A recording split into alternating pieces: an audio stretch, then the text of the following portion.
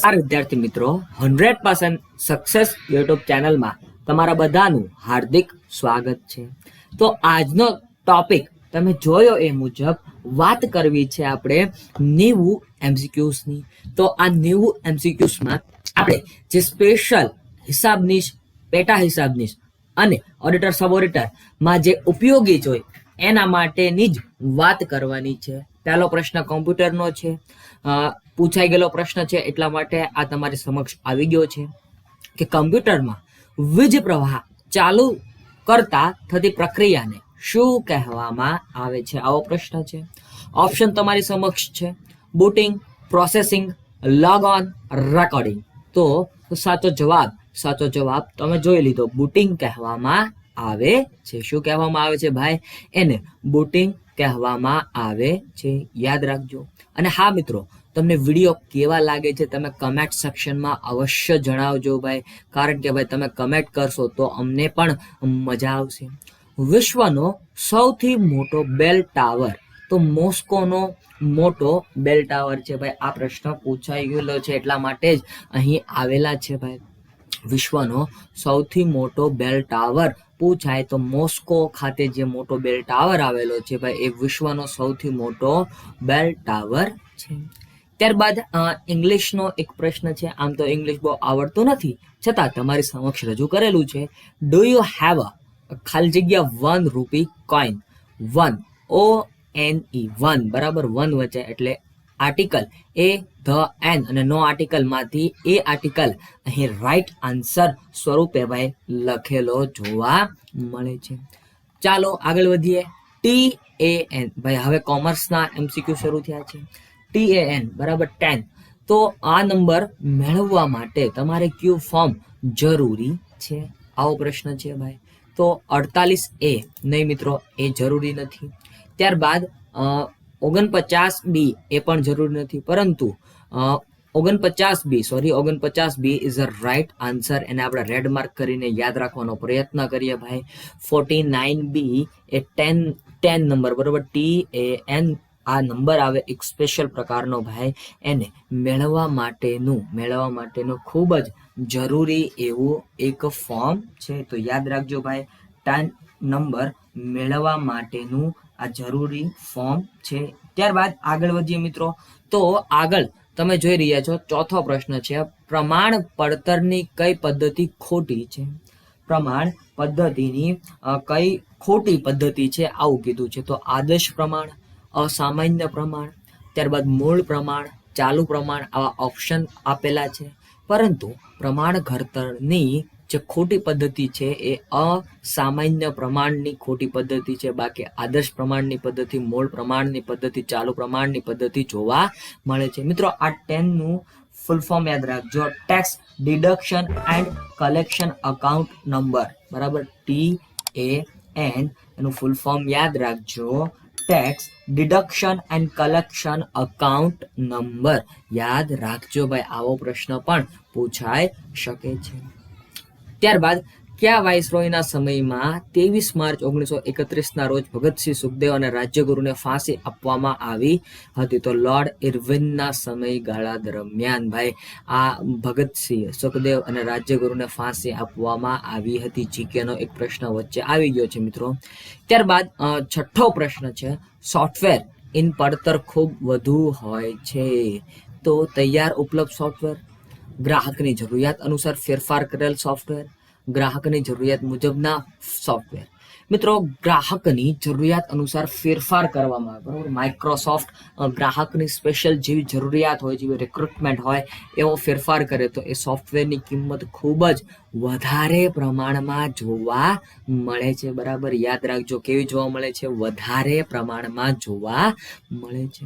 પડતરનો વેચાણ પરનો વધારો એટલે શું? મિત્રો જો શું કીધું છે, પડતરનો વેચાણ પરનો વધારો એટલે શું? ઓપ્શન્સ આર કાચો નફો, કાચી ખોટ, વેચાણ। તો કાચી ખોટ ભાઈ, પડતરનો વેચાણ પરનો વધારો એટલે શું? તો એટલે કાચી ખોટ, યાદ રાખજો ભાઈ, પડતરનો વેચાણ પરનો વધારો એટલે શું થાય? કાચી ખોટ, યાદ રાખવું જરૂરી છે। ત્યારબાદ દેખાડો કરતા ની સાથે ચુકવણીની શરતવાળી વચન ચિઠ્ઠી, બરાબર. વચન ચિઠ્ઠી એટલે શું? તો એટલે ભાઈ તમે જોઈ રહ્યા છો ઓપ્શન્સ આપેલા છે. દર્શનની હુંડી, બરાબર. ત્યારબાદ છે મુદતી હુંડી, ચલણી નોટ અને સિક્કા. આટલા ઓપ્શન આપેલા છે. તો મિત્રો દેખાડતાની સાથે જ ચૂકવણીની શરત વાળી ચિઠ્ઠી, બરાબર, એટલે છે ભાઈ ચલણી નોટ. તમે ચલણી નોટમાં નીચે સાઇન કરેલી હોય ગવર્નરની, ત્યાં જોજો મેં ભારત કો ખાલી જગ્યા રૂપિયા દેને કા વચન દેતા હું, આવું કે, બરાબર. ચૂકવણીની જે ચિઠ્ઠી હોય એમાં આવું લખેલું હોય વચન દેતા હું, અને નીચે ગવર્નરની સાઇન હોય ભાઈ. તો આવી રીતે પણ તમને ખ્યાલ પડી જતો હોય છે. પ્રક્રિયાનો અંતિમ તબક્કો કયો છે? તો એકમ પરિચય અને કાર્યની સોંપણી ભાઈ. ભરતીની આ શેની વાત છે ભાઈ? આ યાદ રાખજો, ભરતીની પ્રક્રિયા, બરાબર. ભરતીની પ્રક્રિયાનો અંતિમ તબક્કો શું કીધો છે? ભરતીની પ્રક્રિયાનો અંતિમ તબક્કો કયો કીધો છે? તો એકમ પરિચય અને કાર્યની સોંપણી કરી દેવી એ ભરતીની સમગ્ર પ્રક્રિયાનો ભાઈ પ્રથમ તબક્કો છે. ઓપ્શન ભલે તમને આપેલા છે, પ્રાથમિક પસંદગી નહીં, તબીબી તપાસ નહીં, નિમણૂક પત્ર આપવો, પરંતુ સાચો જવાબ બને છે એકમ પરિચય અને કાર્યની સોંપણી કરવી. હિસાબોનો મૂળભૂત સિદ્ધાંત કયો છે? મિત્રો દ્વિનોંધીનામા પદ્ધતિમાં આવા સિદ્ધાંતોમાંથી પ્રશ્ન નીકળ્યો છે. એક સૂત્રતા, દ્વિઅસર, હિસાબી સમય, પડતર. તો યાદ રાખજો કે હિસાબોનો મૂળભૂત સિદ્ધાંત કયો છે ભાઈ? દ્વિઅસર, બરાબર. બે અસર આપવી, કોઈ પણ વ્યવહારની બે અસરની નોંધ કરવી ભાઈ, એને શું કહેવામાં આવે છે? યાદ રાખજો, એને દ્વિઅસર કહેવામાં આવે છે. ઉધાર જમાના નિયમો તમે જાણતા હશો ભાઈ. આમ તો તમે કોમર્સના માણસો છો એટલે મારે વધારે તો સમજાવવાનું ન હોય, છતાં ભાઈ આ બધી ડિટેલ્સ યાદ રાખજો, પૂછાઈ શકે છે, બરાબર. આગળ વધીએ ભાઈ. નેક્સ્ટ પ્રશ્ન, 11મો પ્રશ્ન આવી ગયો. આમ નોંધમાં તારીખ નીચે મુજબ લખાય છે. કઈ રીતે લખાય? વર્ષ, મહિનો, તારીખ, મહિનો, વર્ષ, તારીખ, તારીખ, મહિનો, વર્ષ, ગમે તે રીતે લખાય. તો યાદ રાખજો મિત્રો, આમ નોંધનો નિયમ છે કે પહેલા વર્ષ આવે, પછી મહિનો આવે, અને પછી ભાઈ ડેટ, તારીખ નોંધ થતી હોય છે. એટલે વર્ષ, મહિનો, તારીખ આ રીતે ભાઈ આમ નોંધમાં નોંધ કરવામાં આવતી હોય. યાદ રાખવું અત્યંત જરૂરી છે ભાઈ તમારા માટે, યાદ રાખજો, ભૂલાય નહીં. ત્યારબાદ 12મો પ્રશ્ન આપણી સમક્ષ છે. ભારતમાં આંકડાશાસ્ત્રના પ્રચાર અને વિકાસમાં મહત્વપૂર્ણ ફાળો આપનાર એવા આંકડાશાસ્ત્રીનું નામ પૂછેલું છે.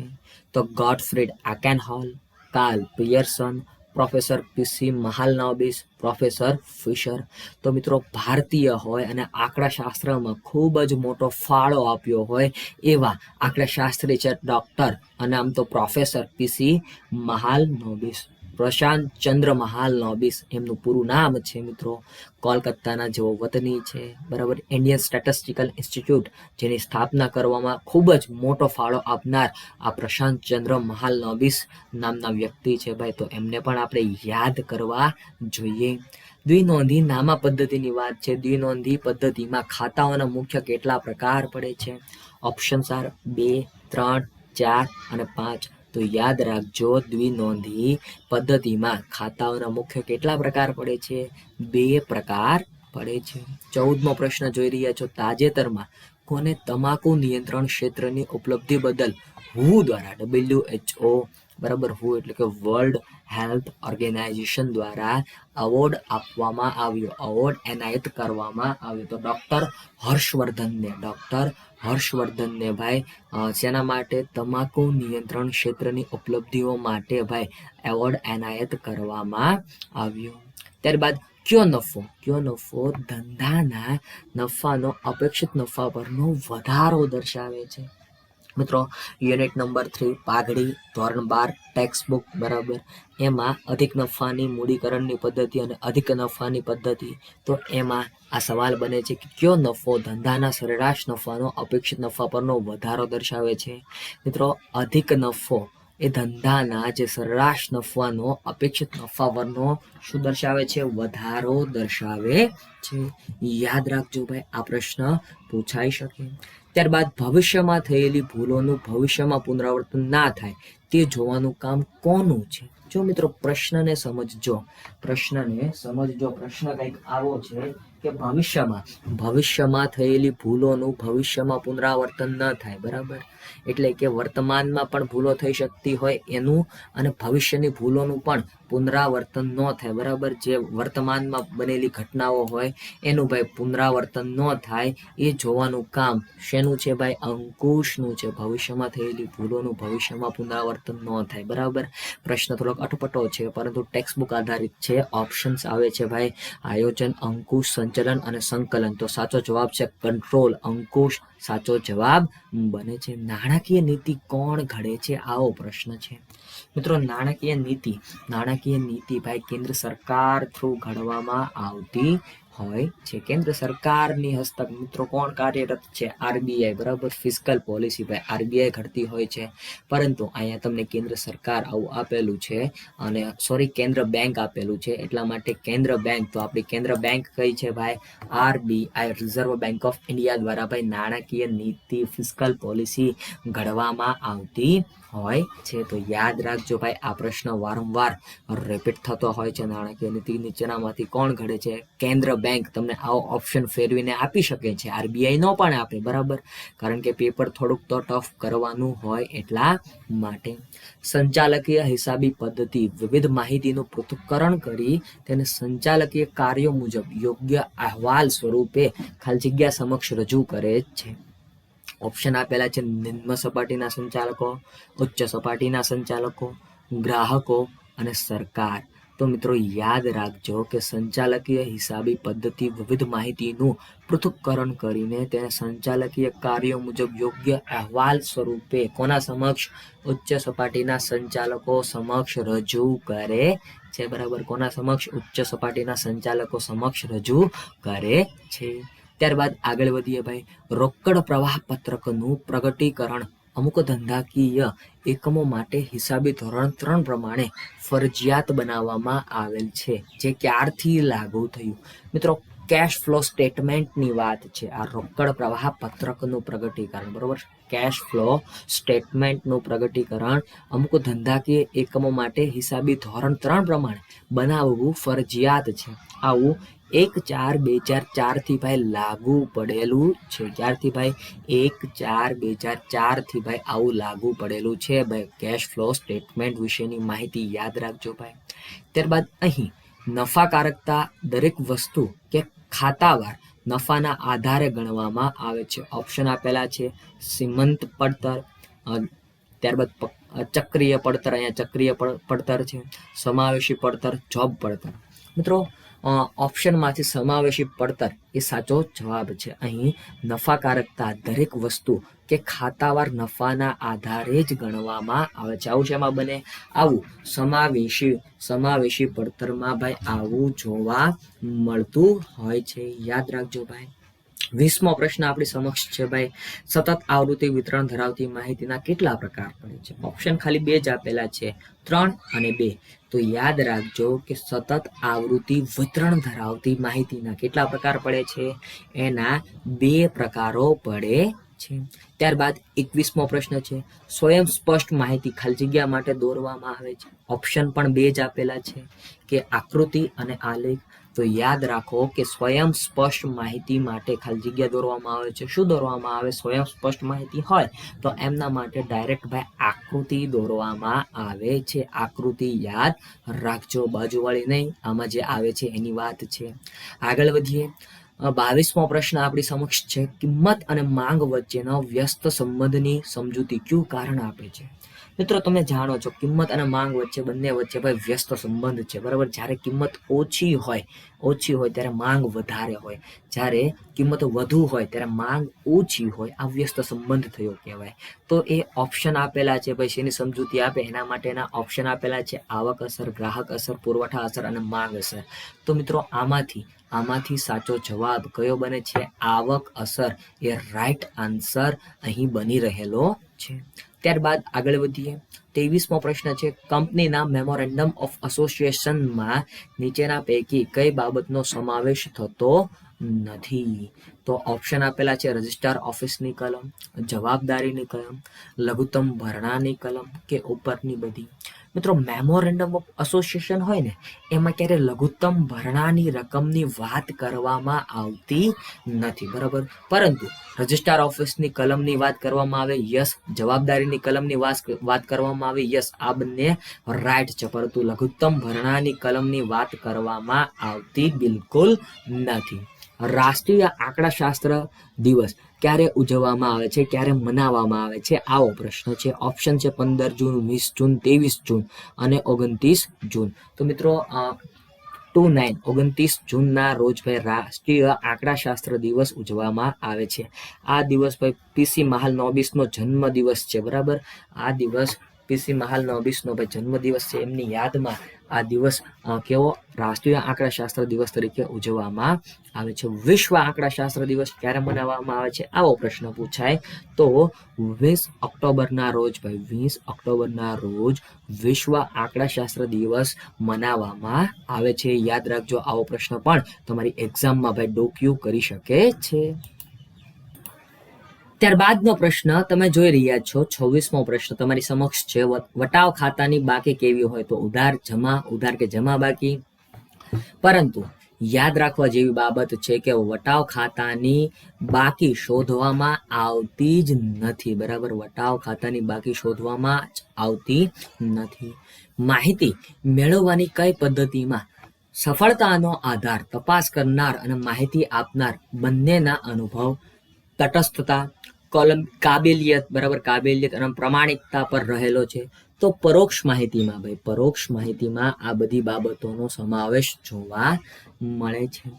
આગળ વધીએ તો આંતરરાષ્ટ્રીય રોકાણ પરની આવક પર બંને દેશોમાં આવકવેરો ન ચૂકવવો પડે તે માટે બે દેશો વચ્ચે કરવામાં આવતો કરાર ખાલી જગ્યા કહેવાય છે. તો ડબલ ટેક્સેશન એવિડન્સ એગ્રીમેન્ટ, શું કહેવાય એને? ડબલ ટેક્સેશન એવિડન્સ એગ્રીમેન્ટ તરીકે ઓળખવામાં આવે છે. તો એ પણ યાદ રાખજો. કોરોના નામનું ચલણ કયા સામ્રાજ્યના સમયમાં અસ્તિત્વમાં હતું? મિત્રો કોરોના નામનું ચલણ અસ્તિત્વમાં હતું અને એસ્ટ્રો હંગેરિયન સામ્રાજ્ય ક્યાં અસ્તિત્વમાં હતું ભાઈ? ઓપ્શન તમારી સમક્ષ છે. ગુપ્ત સામ્રાજ્યમાં નહીં, ગુપ્ત સામ્રાજ્યમાં આવું નહોતું. મૌર્ય સામ્રાજ્યમાં પણ નહોતું, પરંતુ એસ્ટ્રો હંગેરિયન સામ્રાજ્યમાં આ પ્રકારનું ચલણ અસ્તિત્વ ધરાવતું હતું. કોરોના નામનું ચલણ પણ અસ્તિત્વ ધરાવતું હતું. દેશીનામા પદ્ધતિમાં ખાતા વહીમાં પાના પર કેટલા સળ પાડવામાં આવે છે, બરાબર. તો ભાઈ 8 સળ પાડીને ભાઈ દાખલા ગણવામાં આવતા હોય છે. આ ખાતા વહીની વાત છે, બરાબર. અલગ અલગ ખાતા મુજબ ભાઈ અલગ અલગ સળ પાડવાની હોય છે. આમ તો તમે દેશીનામાના વાર્ષિક હિસાબો ગણ્યા હશે એટલે તમને ખ્યાલ હશે ભાઈ. ત્યારબાદ 31મો પ્રશ્ન, અમુક નિયત કરેલા દિવસો કે સમયના એકત્રિત વ્યવહારોની નોંધ એટલે શું? તો એને રોજમેળ અથવા બેઠો મેળ, આ ઓપ્શન આપેલા છે તમને. તો યાદ રાખજો કે અમુક નિયત કરેલા દિવસો કે સમયના એકત્રિત વ્યવહારોની નોંધ એટલે શું? તો એટલે ભાઈ બેઠો મેળ. કેવો મેળ ભાઈ? એટલે ભાઈ બેઠો મેળ. યાદ રાખજો ભાઈ. ત્યારબાદ કોઈ નાણાકીય વર્ષના કોઈક સમયગાળા માટે અંદાજિત ખર્ચના સંદર્ભમાં આગોતરી ગ્રાન્ટની સંસદ મંજૂરી આપે. શું કીધું છે? આગોતરી, બરોબર. અગાઉથી ભાઈ ગ્રાન્ટને મંજૂરી આપી દે છે. તો આ જે મંજૂરી આપી દે છે તેને શું કહેવામાં આવે છે? તો એને લેખાનું દાન કહેવામાં આવે. શું કહેવામાં આવે છે ભાઈ? લેખાનું દાન કહેવામાં આવે છે. તો યાદ રાખજો ભાઈ, લેખાનું દાન. ભારતમાં બેકારીનો દર માપવાનું કામ કોણ કરે છે? તો નેશનલ સેમ્પલ સર્વે ઓર્ગેનાઇઝેશન. કોણ કરે છે ભાઈ? ભારતમાં બેકારીનો દર માપવાનું કામ કોણ કરે છે? નેશનલ સેમ્પલ સર્વે ઓર્ગેનાઇઝેશન દ્વારા બેકારી માપવાની કામગીરી કરવામાં આવે છે, બરાબર. સ્ટેટિસ્ટિકલ ઓર્ગેનાઇઝેશન, ભારત સરકારનું શ્રમ મંત્રાલય, આ બધા અલગ અલગ પ્રકારના કાર્યો કરતા હોય છે, પરંતુ બેકારીનો દર માપવાનું કાર્ય નેશનલ સેમ્પલ સર્વે ઓર્ગેનાઇઝેશન થ્રુ થતું હોય છે. પ્રવાહી ગુણોત્તરો એ ખાલી જગ્યા છે. તો ઓપ્શન આપેલા છે. સદ્ધરતાનું માપ દર્શાવે, નફાકારકતાનું માપ દર્શાવે, ટૂંકા ગાળાની નફાકારકતાનું માપ દર્શાવે છે. પરંતુ એ શું દર્શાવે છે? તરલતા ભાઈ, લિક્વિડિટી દર્શાવે છે, બરાબર. લિક્વિડિટીને માપવા માટેનું એક સાધન પ્રવાહી ગુણોત્તરો છે. ત્યારબાદ જોઈ રહ્યા છો પાછલા વર્ષના સૂચિત ડિવિડન્ડ અને ખાલી જગ્યા ચાલુ વર્ષનું સૂચિત ડિવિડન્ડ ખાલી જગ્યા. તો મિત્રો આમાં શું કીધું છે કે પાછલા વર્ષનું સૂચિત ડિવિડન્ડ એ ભંડોળનો ઉપયોગ છે. શું છે? ભંડોળનો ઉપયોગ છે. જ્યારે ચાલુ વર્ષનું સૂચિત ડિવિડન્ડ એ ભંડોળનો ઉપયોગ બિલકુલ નથી, બરાબર. બિલકુલ એનો ઉપયોગ થતો નથી. આગળ વધીએ. ડિબેન્ચર પ્રીમિયમથી બહાર પાડતા મળેલ પ્રીમિયમની રકમ ખાલી જગ્યા છે, તો એને શું કહેવાય? મહેસૂલી નફો, મૂડી નફો અથવા મહેસૂલી નુકસાન અથવા મૂડી નુકસાન. તો ઓપ્શન ડી એટલે કે મૂડી નફો અહીં સાચો જવાબ બને છે, બરાબર. ડિબેન્ચર પ્રીમિયમથી બહાર પાડતા મળેલ પ્રીમિયમની રકમને છે ને મૂડી નફો કેપિટલ કહેવામાં આવે છે. કેપિટલ ગેઇન, કેપિટલ પ્રોફિટ કહેવામાં આવે છે. ત્યારબાદ ભારતમાં ત્રિસ્તરીય પંચાયતી રાજની ભલામણ કોણે કરી હતી? તો પંચાયતી રાજ સમિતિ અને બળવંતરાય મહેતા આ બંનેથી. ભાઈ તમને ખબર જ છે કે પંચાયતી રાજની ત્રિસ્તરીય સમિતિની રચનાની વાત કરી હતી. ત્યારબાદ 38મો પ્રશ્ન. મૂડી બજેટમાં ઉપલબ્ધ વિકલ્પો માટેનું જરૂરી રોકાણ એટલે કે યોજનાનું મૂલ્ય જુદું જુદું હોય ત્યારે રોકડના ધોરણે શ્રેષ્ઠ યોજનાની પસંદગી માટે કઈ પદ્ધતિનો ઉપયોગ થાય છે? ઓપ્શન્સ આર રોકાણ પરત મુદત, વર્તમાન મૂલ્ય, નફાકારકતાનો આંક, હિસાબી વળતરની દરની વાત. તો ઓપ્શન સી એટલે કે નફાકારકતાનો આંક એ ધ્યાનમાં લેવામાં આવે છે. ફરીવાર, મૂડી બજેટમાં ઉપલબ્ધ વિકલ્પો માટેનું જરૂરી રોકાણ યોજનાનું મૂલ્ય જુદું જુદું હોય ત્યારે રોકડના ધોરણે નફાકારકતાનો આંક ધ્યાનમાં લેવામાં આવે છે. કયા પંચની ભલામણથી ભારત સરકારે બોનસ ચૂકવવાનું ફરજિયાત કર્યું? મેહર પંચ. ભાઈ તમે સરકારી નોકર બનશો, તમને બોનસ મળશે ને, તો એ મેહર પંચની ભાઈ મહેરબાનીથી તમને બોનસ મળતું થયું છે. તો યાદ રાખજો ભાઈ, આવો પ્રશ્ન પણ પૂછાઈ શકે. બોનસ ચૂકવણી ધારો ક્યારે પસાર કરવામાં આવ્યો? તો 1965માં. ઇન 1965માં ભાઈ બોનસ ચૂકવણી ધારો સ્પેશિયલ કાયદો બનાવવામાં આવ્યો અને જે પસાર પણ થયો હતો. હિસાબી પદ્ધતિ એ વ્યવહારો અને બનાવો જે નાણાકીય લક્ષણ ધરાવતા હોય તેમને નાણાંના સ્વરૂપે નોંધવાની, વર્ગીકરણ કરવાની તેમજ તારણો કાઢીને તેના પરિણામોનું અર્થઘટન કરવાની કલા છે. આ વ્યાખ્યા કોણે આપી છે? તો AICPA દ્વારા ભાઈ આવી વ્યાખ્યા આપવામાં આવી છે. ફરીવાર વ્યાખ્યા વાંચું છું. હિસાબી પદ્ધતિ એ વ્યવહારો અને બનાવો જે નાણાકીય લક્ષણ ધરાવતા હોય તેમને નાણાંના સ્વરૂપે નોંધવાની, વર્ગીકરણ કરવાની તેમજ તારણો કાઢીને તેના પરિણામોનું અર્થઘટન કરવાની કળા છે. AICPA દ્વારા આપવામાં આવેલી આ એક વ્યાખ્યા છે. ચાલુ જવાબદારી કેટલી મુદતની હોય છે? તો 1 વર્ષથી ઓછી. ભાઈ ચાલુ જવાબદારીની મુદત કેટલી હોય છે? 1 વર્ષથી ભાઈ ઓછી એની મુદત જોવા મળે છે. ડિબેન્ચર નાણાં પરત કરવા એ કયો ખર્ચ છે? મિત્રો ડિબેન્ચરના નાણાં પરત કરવા એ કયો ખર્ચ છે? તો એને મહેસૂલી ખર્ચ કહેવામાં આવે છે. શું કહેવાય? મહેસૂલી ખર્ચ કહેવામાં આવે છે. દેવાદારો શું કરવામાં આવે છે? તો દેવાદારોને શું કહેવામાં આવે છે? મિત્રો એ ચાલુ મિલકતો છે, બરાબર. દેવાદારો આપણી ચાલુ મિલકતો છે, યાદ રાખજો. હિસાબી ચોપડે શેની નોંધ થાય? તો રોકડ વટાવની ભાઈ, કેશ ડિસ્કાઉન્ટ. રોકડ વટાવની નોંધ હિસાબી ચોપડે થતી જોવા મળે છે. હિસાબી પદ્ધતિના પ્રકારો જણાવો. તો હિસાબી પદ્ધતિના હાલ 2 પ્રકાર છે, દ્વિનોંધીનામા પદ્ધતિ અને દેશીનામા પદ્ધતિ. ઉપાડ એ શું સૂચવે છે? તો એ મૂડીમાં ઘટાડો સૂચવે. કારણ કે ભાઈ ઉપાડ કરો તો તમારી મૂડી, માલિકની મૂડી ભાઈ ઘટે, બરાબર. એટલે ઉપાડ એ શું સૂચવે છે? મૂડીમાં ઘટાડો સૂચવે છે. ત્યારબાદ નીચેનામાંથી કઈ બિનચાલુ મિલકત ના ગણાય? આવો પ્રશ્ન છે. તો બિનચાલુ મિલકત ન ગણાય એવી છે રોકડ, કારણ કે એ ચાલુ મિલકત છે. પેટર્ન એ બિનચાલુ મિલકત છે. મકાન એ પણ બિનચાલુ મિલકત છે. ફર્નિચર એ પણ બિનચાલુ મિલકત છે. જ્યારે ભાઈ રોકડ એટલે કે કેશ એ કેવી મિલકત છે? ચાલુ મિલકત છે. તો યાદ રાખજો ભાઈ, બિનચાલુ મિલકત ન ગણાય આવો પ્રશ્ન છે એટલે એમાં રોકડ સાચો જવાબ આવે છે. સામાન્ય રીતે હુંડીઓ શેમાંથી ઉદ્ભવે છે? તો લેણું. ભાઈ લેણામાંથી, લેણું શબ્દમાંથી ભાઈ હુંડીઓનો ઉદ્ભવ સર્જન થતું જોવા મળે છે. જીવન વીમા પ્રીમિયમ એ ધંધા માટે કયો ખર્ચ છે? મિત્રો જીવન વીમા પ્રીમિયમ કીધો બરાબર, તો એને મિત્રો ઉપાડ ગણવામાં આવે, ઉપાડ ગણવામાં આવે અને એ ધંધાનો સામાન્ય ખર્ચમાં ગણી લેવામાં આવે બરાબર. હા, ઉપાડ છે એટલે માલિકનો છે ભાઈ, માલિકના જ ખાતામાંથી કટ થશે એટલે ઉપાડ ખર્ચ તરીકે જ ગણવામાં આવે છે. શું એ ધંધાના વ્યવહારનો પ્રથમ તબક્કો છે? વ્યવહારનો બરાબર, વ્યવહાર મતલબ કે વ્યવહારનો પ્રથમ તબક્કો છે. તો વાઉચર એ ધંધાના વ્યવહારનો ભાઈ પ્રથમ તબક્કો છે બરાબર. વાઉચર એ ધંધાના વ્યવહારનો ફર્સ્ટ ભાઈ પ્રથમ તબક્કો છે. કામદારોને તેમના કામના સમયના આધારે વેતન સંબંધી ઉત્તેજન આપવાની પદ્ધતિ એટલે ભિન્ન વેતન દરની પદ્ધતિ. કામદારોને તેમના કામના સમયના આધારે વેતન સંબંધી ઉત્તેજન આપવાની પદ્ધતિને શું કહેવામાં આવે છે? ભિન્ન વેતન દરની પદ્ધતિ. તો યાદ રાખજો એ. પુનઃ મૂલ્યાંકન ખાતાને ખાલી જગ્યા તરીકે પણ ઓળખવામાં આવે છે. તો એને નફા નુકસાન હવાલા ખાતા તરીકે પણ ઓળખવામાં આવે છે. ઘોરીડા શબ્દનો પર્યાય શબ્દ જણાવો. તો ઘોરીડા એટલે બળદ ભાઈ, બળદ બરાબર. અહીંયા મિત્રો થોડા ગુજરાતીના પ્રશ્નો પણ આવી ગયા. સૂર પૂર્વ રૂઢિપ્રયોગનો અર્થ હામાં હા કહેવી એટલે એને કટ કરીએ છીએ આપણે. ત્યારબાદ 56મો પ્રશ્ન, મકાન સાથે જોડાયેલા ન હોય તેવા જમીનના ભાડાના આવક કયા શીર્ષક નીચે આવે છે? મિત્રો મકાન સાથે જોડાયેલ ન હોય તેવા જમીનના ભાડાની આવક કયા શીર્ષક નીચે આવે? તો અન્ય સાધનોની આવકના શીર્ષક નીચે આવે છે.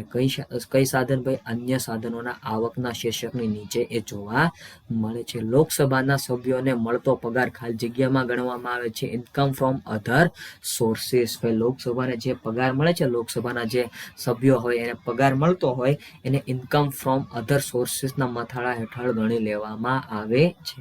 સ્ત્રીઓને પગના અંગૂઠાનું ઘરેણું ભાઈ અણવટ કહેવાય. 4 આનીનો જૂનો સિક્કો, આ પાછું કોમર્સનું છે મિત્રો. 4 આનીનો જે જૂનો સિક્કો છે એને પાવલી તરીકે ઓળખવામાં આવે છે. બેઠા ઘાટની નાની લોટી એને ટબુડી કહેવાય ભાઈ. આ ગુજરાતી થોડુંક આવી ગયું છે, માફ કરજો, છતાં ભણી લઈએ. નિયમિત આવક આપતું રોકાણ કયું છે ભાઈ? નિયમિત આવક આપતું રોકાણ કીધું બરાબર.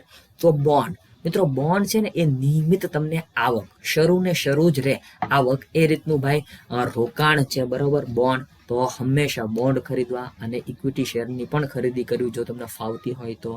સંચાલનનો આત્મા કોને કહે છે? તો અંકુશ એ સંચાલનનો આત્મા છે ભાઈ. અંકુશ એ શું છે? સંચાલનનો આત્મા છે. વેચેલ માલની પડતરનો વેચાણ પરનો વધારો એટલે કાચી ખોટ.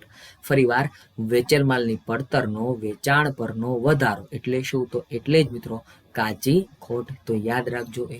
ત્યારબાદ ખાલી જગ્યા એ વ્યવસ્થા તંત્રની મૂળભૂત જરૂરિયાત છે. તો દેખરેખ, અંકુશ, સંકલન આ બધી ભાઈ વ્યવસ્થા તંત્રની એક મૂળભૂત જરૂરિયાત છે. સામાન્ય વીમા કંપનીનું રાષ્ટ્રીયકરણ થયું હતું ક્યારે? 1 જાન્યુઆરી 1973ના રોજ સામાન્ય વીમા કંપનીનું રાષ્ટ્રીયકરણ કરી નાખવામાં આવ્યું હતું.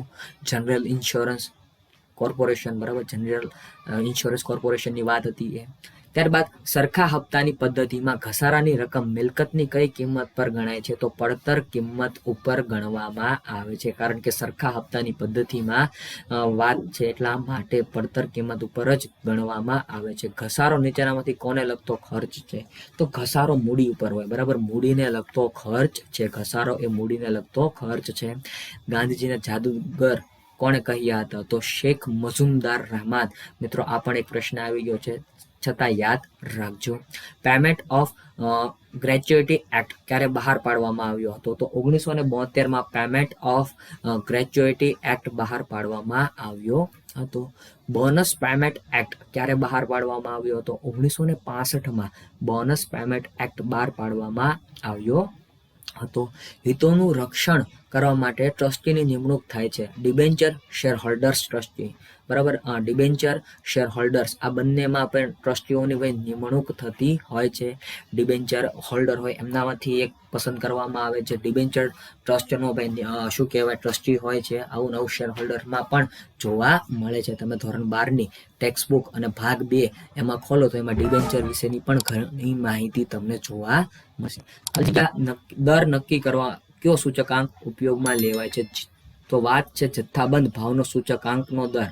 જથ્થાબંધ સૂચકાંકનો દરની વાત છે ત્યારે આપણે શું સૂચકાંકનો ઉપયોગ લેવાય છે, બરાબર. દર નક્કી કરવા માટે કયો સૂચકાંક? તો જથ્થાબંધ ભાવનો સૂચકાંક ધ્યાનમાં લેવાતો હોય છે.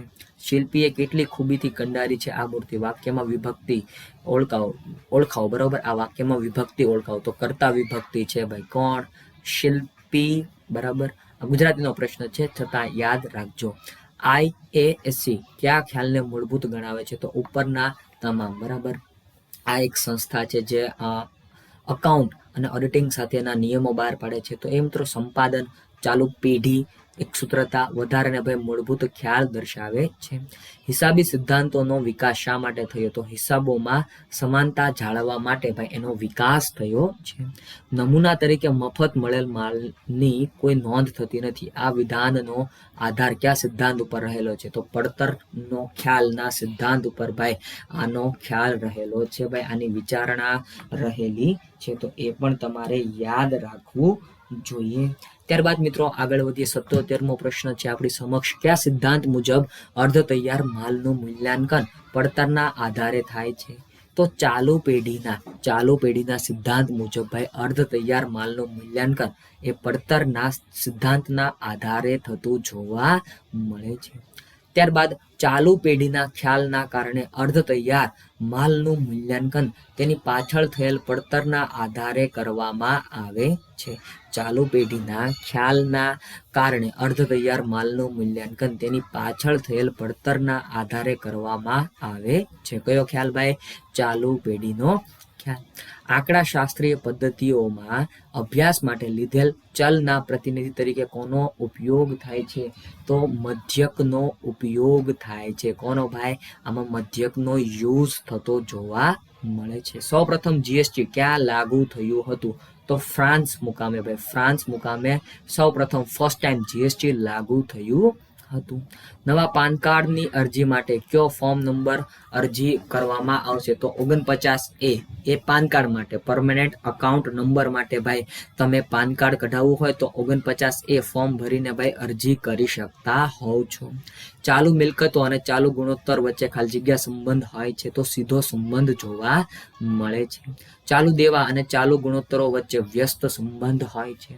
કયા કંપની ધારામાં શેરની વ્યાખ્યા આપેલ છે? તો 1956ના કંપની ધારામાં શેરની વ્યાખ્યા આપેલી છે. હાલ 2013નો કંપની ધારો અસ્તિત્વ ધરાવે છે, એ પણ તમારે ભૂલવાનું નથી. 85મો પ્રશ્ન છે કે ધંધામાંથી કોઈ વ્યક્તિને થોડા દિવસો માટે નાણાં ઉછીના આપવામાં આવે ત્યારે આ રકમ રોજમેળમાં જે તે વ્યક્તિના ખાતે ઉધારવામાં આવે છે. ઉબળેક, બરાબર. એને ઉબળેકના ખાતે ઉધારવામાં આવે છે, કારણ કે ભાઈ ઉછીની આપી એટલા માટે એને ઉબળેક કહેવામાં આવે છે. ખર્ચનો ઉપજ કરતા વધારો એ વેપારી સંસ્થા ખોટ જેવો છે, બરાબર. ખોટ કહેવામાં આવે છે. રંગારંગ ખર્ચ, ખર્ચ, બરાબર. રંગ મતલબ કે રંગ કરવાનો ખર્ચ, તો એને પ્રસારિત મહેસૂલી ખર્ચ ગણવામાં આવે છે. વાર્ષિક ભોજન સમારંભ ખર્ચ કેવા પ્રકારનો ખર્ચ કહેવાય? તો એને મહેસૂલી ખર્ચ ગણી નાખવામાં આવે છે. કંપની તેના બાયબેક કરે તો તે ખાલી જગ્યા પ્રવૃત્તિ હેઠળ દર્શાવે છે રોકાણ, બરાબર. રોકાણ હેઠળ દર્શાવે છે. જૈવિક મિલકતો કયા હિસાબી ધોરણે સંબંધિત છે? તો હિસાબી ધોરણ 41 અંતર્ગત એ સંબંધિત છે ભાઈ જૈવિક મિલકતો, એ પણ યાદ રાખજો. તો મિત્રો આ સાથે મારી વાણીને હું વિરામ આપું છું. ફરી મળીશ નવા વિડીયોમાં. ત્યાં સુધી રજા લઉં. જય હિન્દ, જય ભારત, વંદે માતરમ.